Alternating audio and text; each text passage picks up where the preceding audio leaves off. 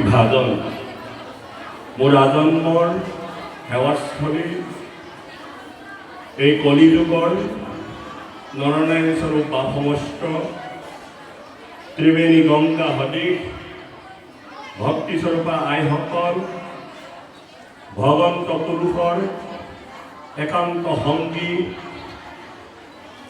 কণ কণ শিশুসকল গোপবালকসকল বজ্ৰৰ গোপী সদৃশ মোৰ পৰম শ্ৰদ্ধাৰ আইসকল যুৱক যুৱতীসকল যুৱ বন্ধুসকল আৰু এই পবিত্ৰ মোৰ কৃপালু শংকৰ গুৰুজনাৰ দ্বিতীয় বৈকুণ্ঠপুৰী স্বৰূপ এই পবিত্ৰ স্থানত উপস্থিত হৈ থকা বাপ বৈষ্ণৱকে প্ৰমুখ্য কৰি আজি অনুষ্ঠানত অংশগ্ৰহণ কৰা শ্ৰীযুত জীৱন চন্দ্ৰ কোঁৱৰ মুখ্য কাৰ্যবাহী সদস্য তিৱা সাহিত্য সাহিত্য পৰিষদ মৰিগাঁও মহোদয়কে প্ৰমুখ্য কৰি আপোনালোকে পৰম শ্ৰদ্ধাৰে আমন্ত্ৰণ কৰি অনা গীতা আচাৰ্য শ্ৰদ্ধাৰ শ্ৰীযুত ৰোহিত শৰ্মা প্ৰভুজনা আপোনালোক এই পবিত্ৰ স্থানত উপবিষ্ট হৈ থকা গুৰু সদৃশ পণ্ডিতসকল মান্যৱৰসকল লগতে তিৱা জনগোষ্ঠী সমূহ কাৰ্যকৰী সদস্যসকলক আমি শ্ৰদ্ধা জনাইছোঁ সেৱা আগবঢ়াইছোঁ। আমাৰ কালিৰ পৰা বৰ স্বাস্থ্য ভাল নহয়, বিভিন্ন অনুষ্ঠান কৰি থকাৰ কাৰণে মাতষাৰ ভাগি গ'ল, আপোনালোকে ক্ষমা কৰিব। আজি আমি পৰম আনন্দিত হৈছোঁ। আমি অসমৰ বিভিন্ন স্থানত ভাগৱত ব্যাখ্যাকে ধৰি বিভিন্ন বক্তা আগবঢ়াই আহিছোঁ, কিন্তু আজি ধেমাজি জিলাৰ বৰদলনি অঞ্চলৰ মাইছা গাঁৱত শ্ৰদ্ধাৰ তিৱা বাসীসকলে কৃপালু শংকৰ গুৰুজনাৰ আদৰ্শৰে আদৰ্শিত হৈ যি আদৰ্শ দেখুৱালে অভিভূত হৈছোঁ, আপোনালোকক শ্ৰদ্ধা আৰু সেৱা জনাইছোঁ। বৰ বিৰল একেটি নামঘৰতে আমি জনাৰ মতে 270 ঘৰ লোক একত্ৰ হৈ আছে। আজি অসমত এটা ডাঙৰ সমস্যা, চুকে চুকে নামঘৰ, চুকে চুকে সমাজ ব্যৱস্থা চলিছে, ব্যক্তিকেন্দ্ৰিক হৈ পৰিছে।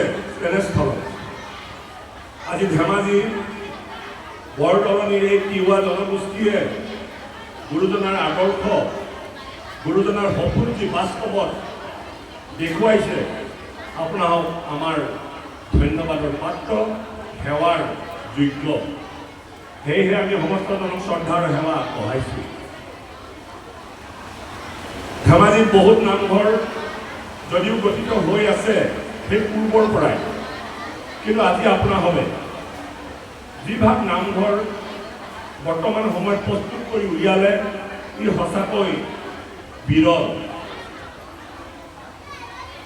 কিমান মানসিকতা থাকিলে, গুৰুজনাৰ প্ৰতি কিমান শ্ৰদ্ধা আৰু ভক্তি থাকিলে, ভগৱন্তৰ একান্ত সেৱা হ'লেহে তেনেকুৱা এভাগী নামগৃহ প্ৰস্তুত কৰি উলিয়াবলৈ সমৰ্থবান হয়। সেই বাপ বৈষ্ণৱ, সেই মোৰ শ্ৰদ্ধাৰ আইসকল, আপোনালোকে ইমান নিৰলে, ইমান ধৈৰ্যৰে, ইমান শ্ৰদ্ধাৰে কথা শুনাৰ যি মানসিকতা ৰাখিছে, আপোনালোক পূৰ্বজন্মৰ সংস্কাৰৰ ফল। পূৰ্বজন্মৰ সংস্কাৰৰ ফল নহ'লে এনে পবিত্ৰ অনুষ্ঠানত বহি এনেধৰণে কথা শুনাৰ যি ধৈৰ্য, এইটো নাথাকে। আমাক কৈছে যে মহন্তৰ মুখে কথা শুনা প্ৰথমত, তেৱেহে পুৰুষে পায় ভকতীয় তত্ত্ব। কথা শুনিলেহে কৈছে মনৰ সংশয়, তেৱেহে কৃষ্ণত ভকতি বা হয়। আপোনালোকে কথা শুনে কাৰণে আজি এনেধৰণৰ পৰিৱেশ গঢ়ি তুলিবলৈ সক্ষম হৈছে। যেই নহওক, আজি আমাক নিৰ্দিষ্ট বক্তা হিচাপে আমন্ত্ৰণ কৰি আনি যি আমাক সন্মান দিলে, কোটি কোটি জন্মৰ এই ঋণ মই বুজিব নোৱাৰিম। এই অনুষ্ঠানটোৰ নিৰ্দিষ্ট বক্তা হিচাপে আমি আপোনাসকলে আগবঢ়াব লাগিব। এই নামঘৰবাসী বা এই নামঘৰ বিষয়ে কৃপালু শংকৰ গুৰুজনাই আমাক কি আদৰ্শ দেখুৱাইছে বা নামঘৰৰ জৰিয়তে আমি মানিবলগীয়া জানিবলগীয়া কথানো কি, যিহেতুকে আপোনালোকে আমাক নিৰ্দিষ্ট কৰি দিছে অনুষ্ঠানটোৱে হ'ল নামঘৰ উদ্বোধন বা উন্মোচন, গতিকে আমি নামঘৰৰ ওপৰতেই বক্তব্য ৰাখিম। বাকী যিমানখিনি ভক্তিৰ কথা আছে সমস্তখিনি আমাৰ শ্ৰদ্ধাৰ শ্ৰীযুত লোহিত শৰ্মা প্ৰভুজনাই আপোনালোকক বিতংকে ক'ব। এতিয়া কথা হ'ল কি, আমি নামঘৰ দেখিছোঁ, নামঘৰত আছোঁ, নামঘৰত আহি গুৰুআসনৰ সন্মুখত ঈশ্বৰ সেৱা আগবঢ়াই থাকোঁ, এয়া নতুনত্ব নাই। কিন্তু আমি নামঘৰৰ বিষয়ে কিমান জানো? গুৰুজনাই এই নামঘৰভাগ এনেধৰণে যে প্ৰস্তুত কৰিলে, ইয়াৰ লক্ষ্য আৰু উদ্দেশ্য কি আছে, এই বিষয়ে যদি জানো তেন্তে আমি নামঘৰৰ ইতিবৃত্তি, নামঘৰৰ উদ্দেশ্য লক্ষ্য জানিলে আমি আৰু ভক্তিৰ কথা জানাৰ কোনো প্ৰয়োজন নাথাকে। আপোনালোকে দেখিছে গুৰুজনাই যি নামঘৰ আদৰ্শ দেখুৱালে, আমাৰ যিটো মানৱ শৰীৰ, সেই শৰীৰটোৰ দৰেই নামঘৰ ভাগ প্ৰস্তুত কৰিবলৈ উপদেশ প্ৰদান কৰিব। এজন মনুষ্য দেহ যদি সমানকে শুৱাই থোৱা থাকে তেন্তে যিটো প্ৰতিচ্ছবি আমাৰ মনলৈ আহে ঠিক নামঘৰৰ প্ৰতিচ্ছবিটো একেটাই। গতিকে বাহ্যিকত আমাক এটি নামঘৰ দিলে আৰু আভ্যন্তৰীণত আমাৰ নিজৰ দেহটি নামঘৰৰ লগত তুলনা কৰি কৃপালু শংকৰ গুৰুজনাই আমাক নামঘৰৰ বিষয়ে জানিবলৈ বিভিন্ন প্ৰতীক হিচাপে বহুখিনি কথাই আমাক কৈ গ'ল। এতিয়া আমি সৰ্বপ্ৰথমে জানিব লাগিব নামঘৰ বনোৱাটোতকৈ নামঘৰ কেনেকৈ প্ৰতিপালন কৰি বা নামঘৰৰ বিষয়বস্তুখিনি আমি হৃদয়ত কেনেকৈ গ্ৰহণ কৰিম, এই কথাখিনি কিন্তু আমাৰ জনাৰ আমাৰ যুৱকসকল আইসকলৰ নিতান্ত প্ৰয়োজন আছে। জ্যেষ্ঠসকলক এই বিষয়ে মই নকওঁ, তেখেতলোকে এইখিনি কথা জানে। যিসকল উঠি অহা নৱপ্ৰজন্ম তেওঁলোকে যদি নামঘৰৰ বিষয়ে সমগ্ৰ জ্ঞান এটা আহে তেন্তে নিশ্চয় ঈশ্বৰৰ প্ৰতি ভক্তি তেওঁলোকৰ বাঢ়িব। কৃপালু শংকৰ গুৰুজনাই একশৰণ হৰিনাম ধৰ্ম প্ৰচাৰ কৰিবলৈ যাওঁতে সৰ্বপ্ৰথমে তেওঁ মানৱ জাতিটোৰ কল্যাণৰ কথা বিশেষভাৱে গুৰুত্ব দিছে যে এই নৰদেহ অমূল্য, এই নৰদেহক যদি সঠিকভাৱে আগবঢ়াই লৈ যাব পৰা নাযায় তেন্তে আমি ঈশ্বৰৰ ওচৰলৈ যোৱাত বাধা হৈ ৰ'ব বহুখিনি ক্ষেত্ৰত। সৰ্বপ্ৰথমে সেইকাৰণে আমাৰ মনুষ্য দেহটো কেনেকৈ সুস্থ কৰি ৰাখিব পাৰি, কেনেকৈ মনুষ্য দেহটোতে যে সকলোখিনি পোৱা যায়, বিশ্ব ব্ৰহ্মাণ্ডত যিমানখিনি আছে সেইখিনি যে আমাৰ দেহতেই পায়, এই কথাটো নামঘৰৰ দ্বাৰা আমাক পৰিষ্কাৰ কৰি দেখুৱাব বিচাৰিছে। এই নামঘৰ ভাগ কেইবিধমান গৃহৰ দ্বাৰা সংযুক্ত কৰিছে। আপোনালোকে বনাই থৈছে এই নামঘৰ ভাগিৰ সন্মুখত এটি বাটচৰা, বাটচৰাৰ পাছতে এভাগি ৰাঙলী চৰা থাকে, ৰাঙলী চৰাৰ পাছতে এই নামঘৰৰ মূল মাজভাগ আৰু তাৰ আগলৈ এটি মণিকূট আছে। যদি আমি চাওঁ এই নামঘৰ ভাগি যিটো চৰিত্ৰ, সেই চৰিত্ৰটো আমাৰ দেহৰ যিটো মুণ্ড বুলি কয়, সেই মুণ্ডটো হ'ল মণিকূট। বাউসীৰ পৰা নাভিৰ তলৰ অংশলৈকে মাজভাগ আৰু আমাৰ যি পদ আছে এয়া আমাৰ বাটচৰা। তেতিয়াহ'লে বাটচৰাই আমাক কি কৈছে? আমি সৰ্বপ্ৰথমতে নামঘৰলৈ অহাৰ লগে লগেই বাটচৰাৰ সম্পৰ্কে আমি কিছু কথা জানিব লাগিব। বাটচৰা হ'ল যিটো শাব্দিক অৰ্থ, শাব্দিক অৰ্থ অৰ্থাৎ শব্দৰ অৰ্থ হ'ল বাট মানে পথ, চৰা মানে চালি বা বহা ঠাই। এই বাটচৰা অকল যে নামঘৰতে আছে এনেকুৱা নহয়, সত্ৰসমূহতো দেখিবলৈ পোৱা যায় আৰু গাঁৱৰ জ্যেষ্ঠ ডা ডাঙৰীয়াসকলৰ গৃহবিলাকতো বাটচৰা ৰাখে বা সত্ৰাধিকাৰসকলৰ গৃহতো বাটচৰা ৰাখে। এতিয়া বাটচৰাই আমাক কি কয়? বাটচৰা হ'ল, যদি আমি সামাজিক দিশত চাওঁ তেতিয়াহ'লে ই এক পৰিচয় আৰু যিখন গৃহলৈ আহিব বা মুৰব্বীজনক লগ কৰিবলৈ আহিব, মুৰব্বীজনক লগ পোৱাৰ আগত মুৰব্বীজনৰ কাৰণে অপেক্ষাৰত অৱস্থাত থকা যিডোখৰ ঠাই সেইডোখৰ বাটচৰা। আৰু এই বাটচৰাত যেতিয়া আমি ভৰি দিম, আমাৰ মূল গৃহৰ যিজন মুৰব্বী তেওঁৰ কাৰণে আমি বাট চাম আৰু তেওঁ অনুমোদন দিলেহে আমি বাটচৰা দি প্ৰৱেশ কৰিম বা তেওঁলোকে আগবঢ়াই বা আদৰি লৈ যাব আৰু মূল গৃহত প্ৰৱেশ কৰি আমি মূল বিষয়জনক বা বিষয়াজনক বা মূল গুৰুজনক আমি লগ কৰিব পাৰিম। এতিয়া বাটচৰালৈ অহাৰ লগে লগে আধ্যাত্মিক দৃষ্টিৰে যদি চাওঁ, তেতিয়া বাটচৰা হ'ল সাংসাৰিক জীৱনৰ পৰা আধ্যাত্মিক জীৱনলৈ গতি কৰা যি সংযোগস্থল, সেয়া হ'ল বাটচৰা। এই বাটচৰাই শিষ্য আৰু গুৰুৰ কথা কয়। বাটচৰাক আমি গুৰু হিচাপে ভাবিব পাৰোঁ। যেনেকৈ এজন গুৰুৱে ঈশ্বৰক লগ কৰাই দিয়াৰ যি ব্যৱস্থা শিষ্যসকলক, আৰু শিষ্যসকলে আহি বাটচৰাতে প্ৰথম লৈ গুৰুৰ সান্নিধ্যত ঈশ্বৰৰ কাষলৈ যাবলৈ সুযোগ আৰু সুবিধা পায়। এই বাটচৰা সামাজিক ব্যৱস্থাৰ অত্যন্ত মৰ্যাদা সম্পন্ন। বাটচৰাৰ আমি যেতিয়ালৈকে তত্ত্ব আৰু অৰ্থ বুজি নলওঁ, তেতিয়াহ'লে আমি আৰু খুবে খুবে আগবাঢ়ি যাবলৈ আমি সমৰ্থবান নহওঁ। বাটচৰালৈ অহাৰ লগে লগে আধ্যাত্মিক দৃষ্টিৰে আমি যে আমাৰ যি ৰাস্তা পদূলি ঘূৰি আহোঁতে আমাৰ যি এনেকৈ চেণ্ডেলযোৰ বা জোতাযোৰ মলিন অৱস্থাত আছে বুলি আমি বাটচৰাতে এৰি থৈ আহিছোঁ, ঠিক তেনেকৈ আধ্যাত্মিক দৃষ্টিৰে যদি চাওঁ, তেন্তে নামঘৰত প্ৰৱেশ কৰাৰ আগে আগে আমাৰ মনৰ ভিতৰত থকা যি লোভ, মোহ, কাম, ক্ৰোধ, দম্ভ, ধৈৰ্য, এইখিনি কিন্তু আমি ত্যাগ কৰিব লাগিব। এই কথাটো আমাক কোনে সোঁৱৰাই দিছে? আপোনালোকে হয়তো ৰাখিছে বাটচৰাত দুভাগেই নাম সিংহ। এতিয়া নাম সিংহ বা সিংহ, আমাৰ হয়তো বহুতে জানিব বিচাৰিব যে সিংহ কিয় ৰখা হয়। কেৱল শংকৰ গুৰুজনে কৈ থাকে, মূৰ্তিটো নাচায় বা প্ৰসাদো নাখায় বা ভক্তি হ'ব বেবিচাৰ। আৰু শংকৰ গুৰুজনে নামঘৰত মূৰ্তি ৰাখিছে, সন্মুখত সিংহৰ মূৰ্তি ৰাখিছে, জয় বিজয় ৰাখিছে, আৰু গুৰু আসন ভাগত সিংহ, হাতী, কাছ ৰাখিছে। এইবিলাক জানো মূৰ্তি নহয়? তেতিয়াহ'লে গুৰুজনে কিয় মূৰ্তি ৰাখিব? আকৌ অন্য হাতে লিখিছে মূৰ্তিটো নাচায় বা প্ৰসাদো নাখায় বা ভক্তি হ'ব বেবিচাৰ। তেতিয়াহ'লে মূৰ্তিবিলাক এফালে ৰাখিছে আৰু এফালে নাচাবা বুলি কৈছে। এই কথাবিলাকে আমাক কেতিয়াবা আদুলত পেলায়। মূৰ্তি ৰাখিছে গুৰুজনাৰ নাম ধৰ্ম প্ৰচাৰ কৰিবলৈ যাওঁতে সেই সময়ৰ সেই ঐক্যসকলক প্ৰতিধৰ্মী হিচাপে বহু কথাই শিকাবলৈ যত্ন হৈছিল। যিসকলে ক'লে বুজি নাপায়, উপলব্ধি কৰিব নোৱাৰে, তেওঁলোকে দৃশ্যপট চাই বহুখিনি কথাই আয়ত্ব কৰিব পাৰিব। এতিয়া সিংহপথ থাকে, অৰণ্যত থাকে। তেতিয়াহ'লে এইখন অৰণ্য নেকি? অৰণ্য বুলি ক'লে আমি সৰ্বসাধাৰণতে এখন হাবিৰ কথা ভাবোঁ অৰণ্য।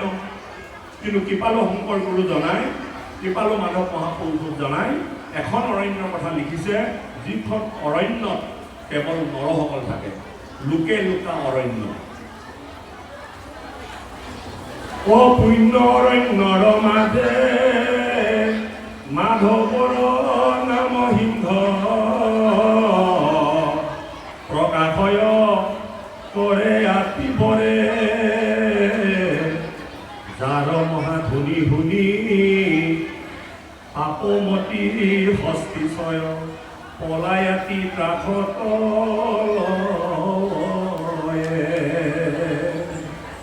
এখন লোকেল লোকাৰণ্যৰ মাজত যিখন পুণ্য অৰণ্য, আৰু সেই অৰণ্যত এজন সিংহ আছে, যিজন সিংহই বনত যেনেকৈ হাতীবিলাকক খেদি পলাই পতং দিয়াই, আৰু আমাৰ পুণ্য অৰণ্যখনৰ মাজত সেই নাম সিংহ বস্তি আমাক বাটচৰাতে সকীয়াই দিছে যে তুমি যদি পাপ মন লৈ আহিছা, হস্তি ৰূপত যদি আহিছা, তেন্তে তুমি বাটচৰাৰ সন্মুখৰ পৰা ইয়াৰ পৰা গুচি যোৱা, ইয়ালৈ প্ৰৱেশ নকৰিবা।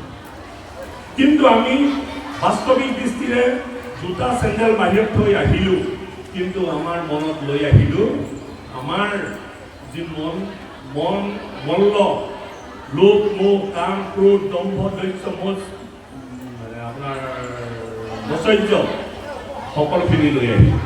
গতিকে আমি বাটচৰাৰ পৰিচয় ভালকৈ জানি লোৱাৰ লগে লগে যদিও আমাৰ সাংসাৰিক জীৱনত এই মানৱ পুত্ৰখিনিয়ে আমাক আক্ৰমণ কৰি আছিল, কিন্তু নামঘৰত প্ৰৱেশ কৰাৰ লগে লগে প্ৰত্যেকজন ব্যক্তিয়ে এই কথাটো উপলব্ধি কৰিব লাগিব যে নামঘৰ হৈ আমাক সোঁৱৰাই দিছে যে তুমি নামঘৰত প্ৰৱেশ কৰিবলৈ লোৱাৰ লগে লগে তুমি শুদ্ধ সত্য হিচাপে আগবঢ়াবা। আৰু তাৰপাছত বাটচৰাৰ পৰা প্ৰৱেশ কৰাৰ লগে লগে আমি ৰাঙলী চৰা পালোঁ। ৰাঙলী শব্দটোতে আপোনালোকৰ অৰ্থটো সোমাই আছে। যেতিয়ালৈকে ভকত বৈষ্ণৱে লোক মোক কামবোৰ লগ লৈছে বাটচৰাতে এৰি থৈ আহিব, তেতিয়া ৰাঙলী চৰাত তেওঁলোকৰ মনবিলাক ৰঙৰ দ্বাৰা প্ৰভাৱিত হ'ব।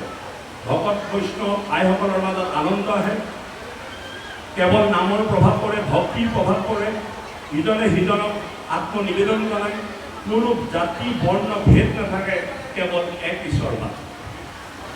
কেৱল শংকৰ গুৰুজনাই নামঘৰ সৃষ্টি কৰিবলৈ যাওঁতে নামঘৰত যিসকল ভকত প্ৰথমতে আহিছিল, প্ৰত্যেকটো জাতিৰ একোটা একোটা মৰ্যাদা লৈ তেওঁলোকে প্ৰত্যেকটো পূজাত অংশগ্ৰহণ কৰিছিল। কোনোবাই আহোমৰ সাজ পিন্ধি আহিছিল, কোনোবাই তিৱাৰ সাজ পিন্ধি আহিছিল, কোনোবাই কোচৰ সাজ পিন্ধি আহিছিল, কোনোবাই কলিতাৰ সাজ পিন্ধি আহিছিল। আৰু তেওঁলোকে নিজে নিজে এখন এখন আসন বাছি লৈছিল। কৃপালু শংকৰ গুৰুজনাই দেখিলে যে এই কথাটো ভাল কথা হোৱা নাই, সকলোৱে নিজৰ নিজৰ পদমৰ্যাদা বিচাৰে, কিন্তু কৃপালু শংকৰ গুৰুজনাৰ নামঘৰৰ আদৰ্শত কোনো জাতিভেদ, কোনো জাতিৰ বিশেষ অধিকাৰ নাই।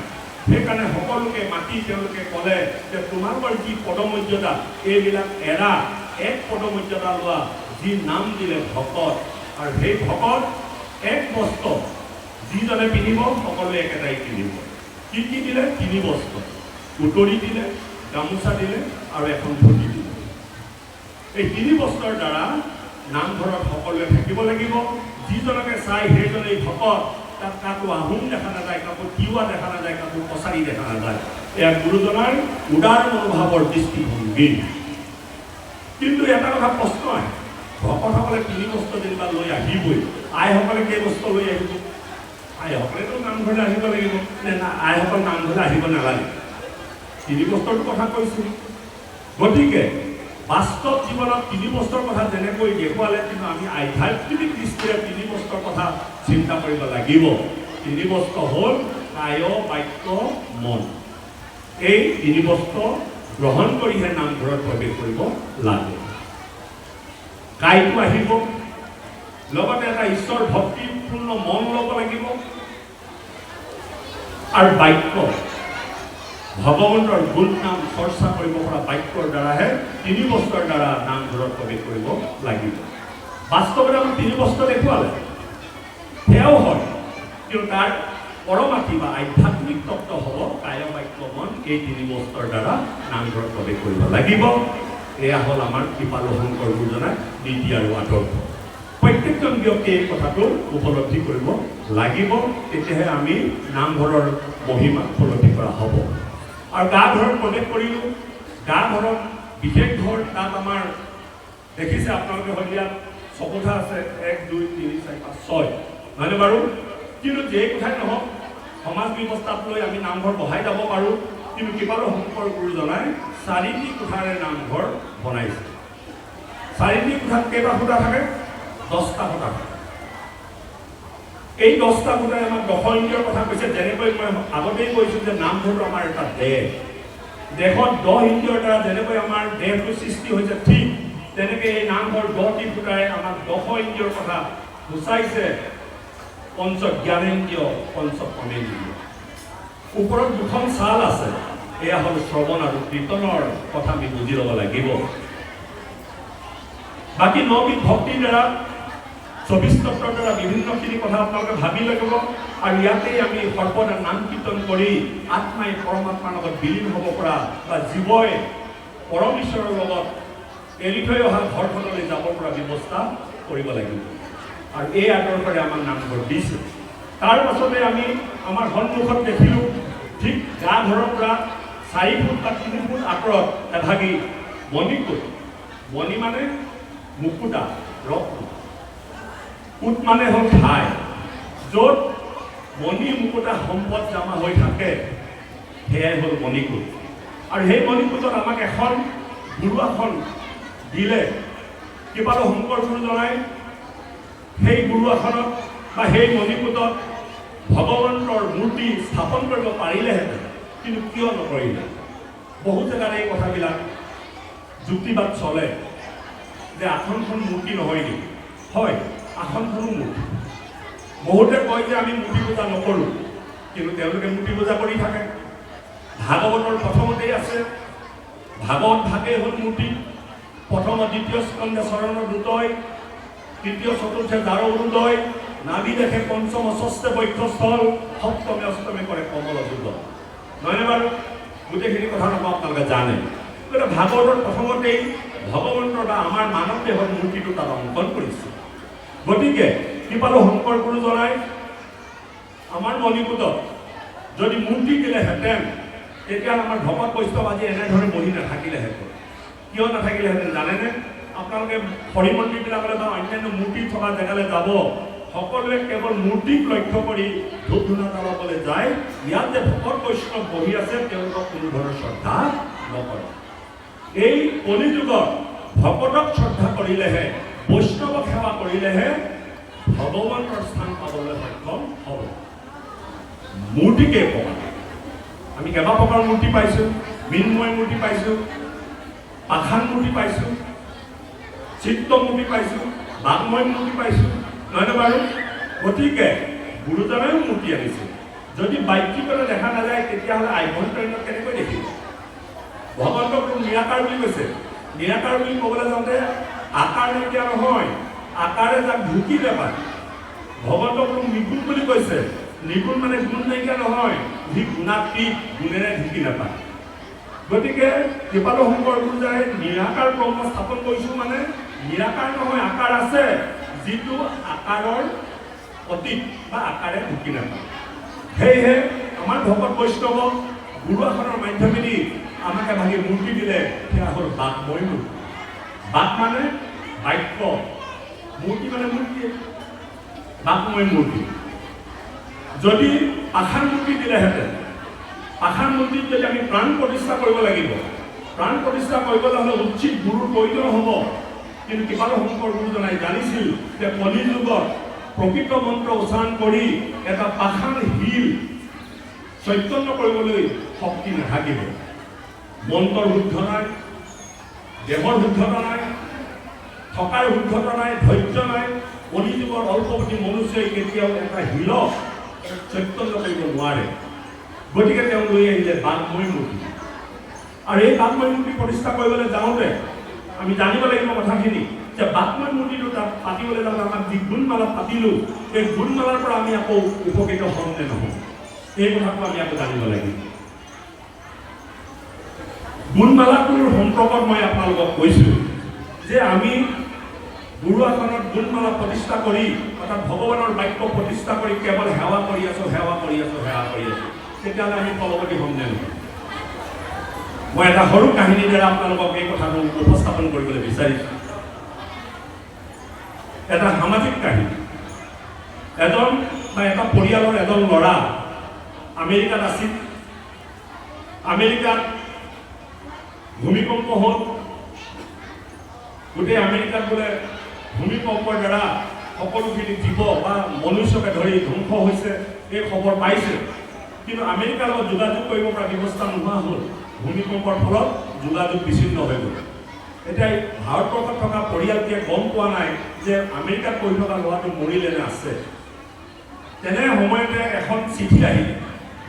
চিঠিখনৰ ভিতৰত এটা ফটো আহিছে ল'ৰাটোৰ ভাগত, আৰু খুলি চাই দেখিলে ল'ৰাটোৰ ফটো। এতিয়া সেই ফটোখন চাই পৰিয়ালটোৱে গম পাবলৈ নাপায় যে এইখন ভূমিকম্পৰ আগতে মৰা ফটো নে বা ভূমিকম্পৰ পাছত মৰা ফটো। গতিকে চিন্ময় মূৰ্তি, সেইটো চিন্ময় মূৰ্তি। চিন্ময় মূৰ্তিৰ পৰা আমি কেতিয়াও অনুধাৱন কৰিব নোৱাৰোঁ, কাৰণ চিন্ময় মূৰ্তি আমাক একো কথা নকয়। গতিকে তেওঁলোকে সঠিক সিদ্ধান্তলৈ আহিব নোৱাৰে। তাৰ কিছুদিনৰ পাছত আকৌ এখন লেফাফা আহিলে বা চিঠি আহিলে। চিঠিখনত লিখা আছে যে হে দেউতা মা, যদিও ভূমিকম্প হৈছিল, আমেৰিকা তছনছ হৈছিল, মই কিন্তু ভালে আছোঁ, আপোনালোকে চিন্তা নকৰিব। কিন্তু চিঠিখন আহিলে, কিন্তু যিজনৰ হাতত চিঠিখন পঢ়িলে তেওঁ আকৌ পঢ়িব নাজানে। পঢ়িব নাজানি যেতিয়া চিঠিখন টেবুলতে থৈ দিলে তেওঁ সঠিক সময়টো পাবনে? গতিকে গুৰু আসনত গুণমালা পতাৰ পাছত যদি আমি শাস্ত্ৰভাগত অধ্যয়ন নকৰোঁ, তেন্তে সেই শাস্ত্ৰভাগত কি আছে তাৰ তত্ত্ব উপলব্ধি নকৰিলে আমাৰ জীৱনশৈলী কিবা আগবঢ়াই লৈ যাব নোৱাৰে। গুৰু আসনত গুণমালা পতাৰ পাছত কেৱল সেৱা সৎকাৰ কৰি থাকিলে নহ'ব, সেই গুণমালা কিন্তু আমি পঢ়িব লাগিব। বা মই পঢ়িব নাজানিলেও কাৰোবাৰ হতুৱাই হ'লেও সেই গুণমালা পঢ়ুৱাব লাগিব, সেই ভাগৱত শ্ৰৱণ কৰিব লাগিব, নহয় নে বাৰু কথাটো? গতিকে তাৰ কিছুদিনৰ পাছত সেই পৰিয়ালটোৰ আই আৰু বাপগৰাকীৰ কাজিয়া হ'ল, মাত বোল নাই। এতিয়া দেউতাকে আমেৰিকালৈ যাব লাগে ল'ৰাটো খবৰ ল'বলৈ, মাত বোল নোহোৱাৰ কাৰণে আমাৰতো সমাজবিলাকত থাকেই, কেতিয়াবা আই বাপৰ মাজত বহুত দিনলৈকে মাত বোল নোহোৱা থাকে। এতিয়া বাপজনে যাব লাগে, 6টা বজাত ট্ৰেইন আছে। তেওঁ আইগৰাকীৰ বিচনাৰ কাষতে লিখি দিলে যে মই 6টা বজাত ট্ৰেইনত যাম আমেৰিকালৈ, গতিকে মোক নিৰ্দিষ্ট সময়ত জগাই দিব লাগিব। আইগৰাকীক নেমাতে, লিখি থৈ দিছে।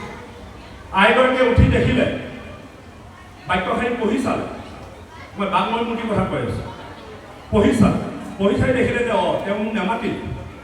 তেওঁ লিখিলে 3টা বজাত উঠিলে, 6টা বাজিলে, লিখিলে যে বাপ হে স্বামী, যে 6টা বাজিলে, উঠিলে উঠক, নহ'লে ট্ৰেইন ফেল কৰিব। লাহেকৈ লিখি পেলাই তেওঁ শোৱাৰ কিনাৰতে থৈ দিলে। 6টা বাজিল, তেওঁ উঠিলে, লিখিহে নহ'লে পঢ়াটো কোনেও নাই, নহয়নে বাৰু? গতিকে তেওঁ ট্ৰেইন ফেল কৰিলে। আমাৰো তেনেকুৱা হ'ব। গুণমালা প্ৰতিষ্ঠা কৰি গুণমালা ভাগৱত যদি আমি শ্ৰৱণ কীৰ্তন নকৰোঁ, তেন্তে আমাৰ জীৱনত ট্ৰেইন ফেল পঢ়িব লাগিব। নামঘৰে আমাক সেই কথা কৈছে। নামঘৰৰ গুৰু আসনখনে আৰু কথা কৈছে যে একেবাৰে ওপৰত নামহিংস বস্তু, হাতীটোক আক্ৰমণ কৰিছে আৰু হাতীটোৰ তলত কাছ আছে। ইয়াৰ অৰ্থবিলাক কি? আমাৰ পাপপতি মনটো মনমত্ত হৈ যেতিয়া ইন্দ্ৰপূৰ্ণ ৰজাৰ দৰে আমি সৰোবৰত কেলি কৰিম, যেতিয়া গাহ গজেন্দ্ৰই ধৰিব, অৰ্থাৎ আমাৰ সংসাৰখনৰ মায়াই ধৰিব, আমি পাহৰি যাম আমাৰ কৰ্তব্য কি, আমাৰ লক্ষ্য উদ্দেশ্য কি আছিলে, মানৱ জীৱন সফলৰ কাৰণে কৰিবলগীয়া আমাৰ কি দায়িত্ব আছিল।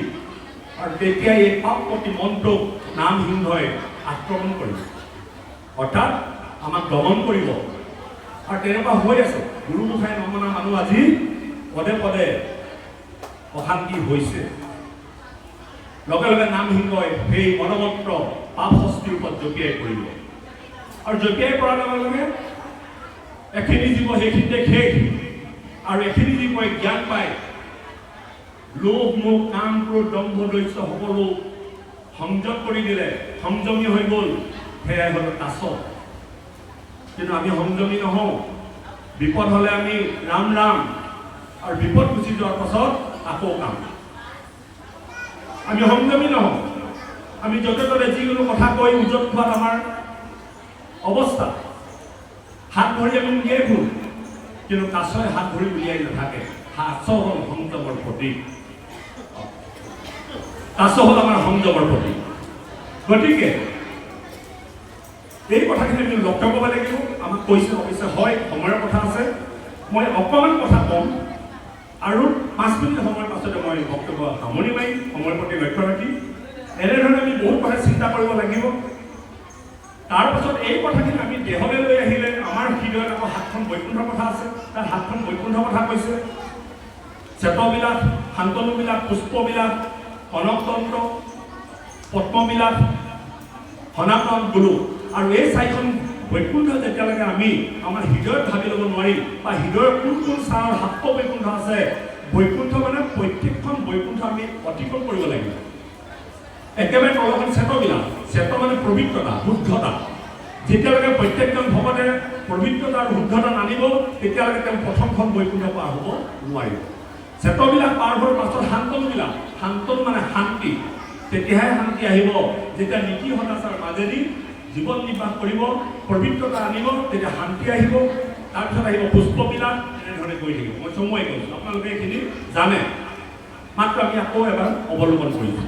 আৰু এই 7 বৈকুণ্ঠ আমি দেহত তেনেধৰণে আগবাঢ়িব লাগিব। দেহত 6 চক্ৰ আছে, আৰু 6 চক্ৰৰ ওপৰত আমাৰ আৰু এক চক্ৰ আছে, যাক সহস্ৰা বুলি কৈছে এই সপ্ত বৈকুণ্ঠ মূলাধাৰ চক্ৰৰ পৰা সহস্ৰালৈকে 7খন বৈকুণ্ঠ আমি অতিক্ৰম কৰিব লাগিব দিনে দিনে আৰু সহস্ৰাৰ জৰিয়তে জীৱই পৰমাত্মাৰ সন্ধান পায়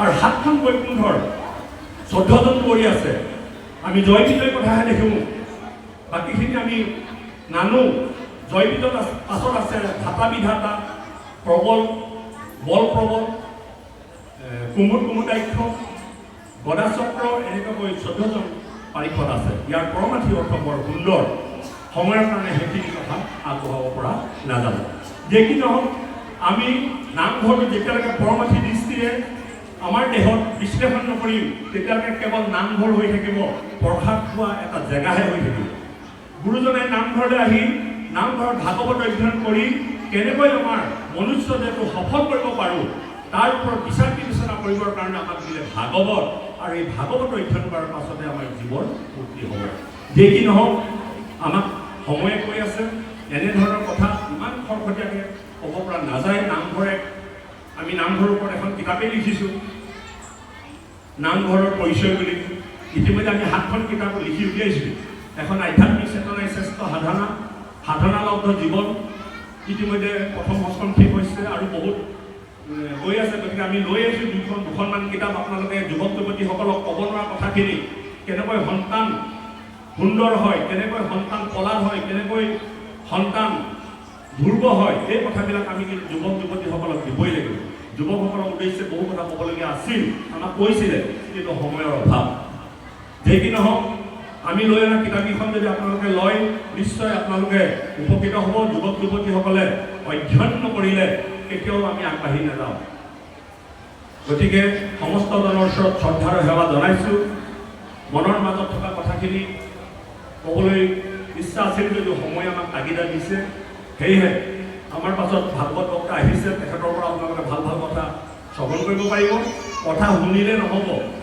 সেইখিনি কথা বাস্তৱত ৰূপায়ণ কৰিব পাৰিব লাগিব তেতিয়াহে মানৱ জীৱন সফল হ'ব বা আজিৰ যে দিনটো আপোনালোকে কষ্ট কৰি পঢ়ি আছে তাৰ ফল ধৰিব গতিকে মই আশা কৰিম আপোনালোকক ভগৱন্তে কৃপা কৰিব তেখেতৰ পদ্মমুখেৰে ভাগৱত শ্ৰৱণ কৰি আপোনালোকে ধন্য হ'ব আৰু বৰদলনি মাইছা গাঁৱত এই নামঘৰে সমস্ত জিলাখনৰ ভিতৰত উজ্জ্বল হৈ জিলিকিছে আমি ভৱিষ্যতে যদি সুযোগ আৰু সুবিধা পাওঁ এই নামঘৰ ভাগলৈ অহাৰ এটা আশা কৰিছোঁ নিশ্চয় ভগৱন্তে আমাক আনিব আমি যদি আমি ভাবোঁ বা আমাক ভগৱন্তে অনাই নিশ্চয় আমি বহু ধৰণে কথাবিলাক পাতিম ইয়াত খৰখেদা হৈছে ইয়াকে কৈ হ'ব পৰা দুখাটো মাৰ্জনা কৰি আপোনালোকৰ পৰা আমি বিদায় মাগিছোঁ